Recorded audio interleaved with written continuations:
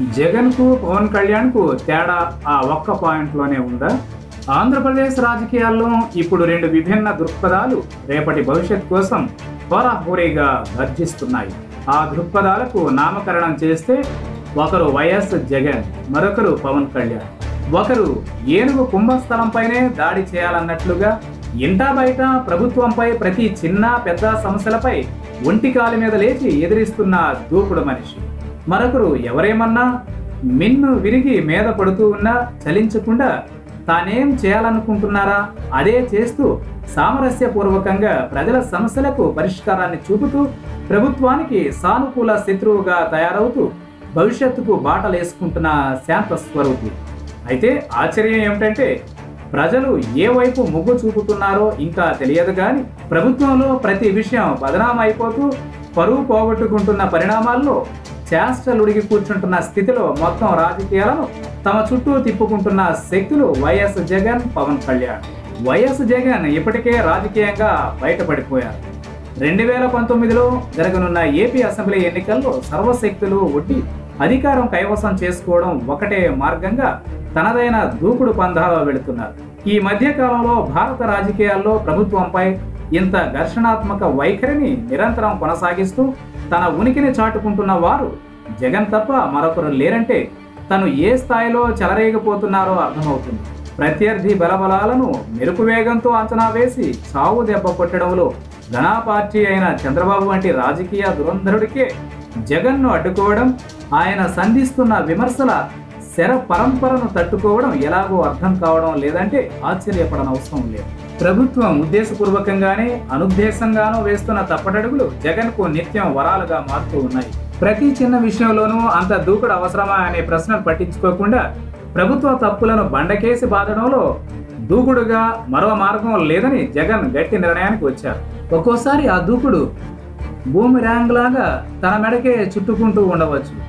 కానీ కాలికి కత్తి కట్టిన కోడిలాగా సమస్య ఎక్కడ ఉంటే అక్కడ వాలిపోతున్న జగన్ ప్రభుత్వ అసమర్థత, అవినీతి కారణంగా బలవుతున్న దెబ్బతింటున్న ప్రజానికానికి తిరుగులేని ఆశాకిరణంలా కనిపిస్తూ ఉన్నాడు. సమస్య పట్ల వేగంగా స్పందించలేకపోతున్న చంద్రబాబు వయోభారం జగన్కు వరంలాగా మారింది. ముఖ్యమంత్రి స్పందించి ఘటనాస్థలికి చేరుకుని ప్రజలకు ధైర్యం చెప్పాల్సిన చోట జగన్ మెరుపు వేగంతో ప్రత్యక్షమవుతూ అధికారుల అలసత్వాన్ని నిలదీస్తూ మీడియాలో నిత్యం సంచలనాలకు కారణమవుతూ ఉన్నారు. తాత్కాలిక ప్రయోజనాలను పక్కన పెట్టి మరో 2 ఏళ్లలో జరగనున్న అసెంబ్లీ ఎన్నికల్లో చావో రేవో తేల్చుకోవాలనే దీర్ఘకాలిక వ్యూహంలో జగన్ దూకుడు మాత్రం మరి దేన్ని పాటించడం లేదు. అదే పవన్ విషయం పూర్తి భిన్నంగా ఉంది. ఇక తెలుగుదేశంతో బీజేపీతో అంటగాగితే జనం నుంచి పూలు కాదు రాళ్లు పడతాయని చాలా త్వరగా గ్రహించేసిన పవన్ వచ్చే ఎన్నికల వరకు తాబేటి నడకను ఆదర్శంగా తీసుకుంటున్నారు. కానీ ఆ మందకొండితనం, నిదానం వెనుకే అసలైన వ్యూహం ఉందంటున్నారు రాజకీయ పండితులు.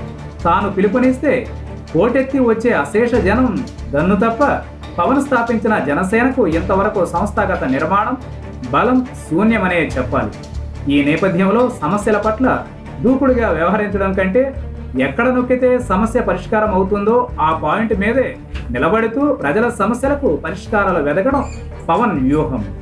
ఎవరు అంగీకరించినా అంగీకరించకపోయినా పవర్ స్టార్గా, జనసేనానిగా పవన్కు మాస్ ఇమేజ్ ఉంది.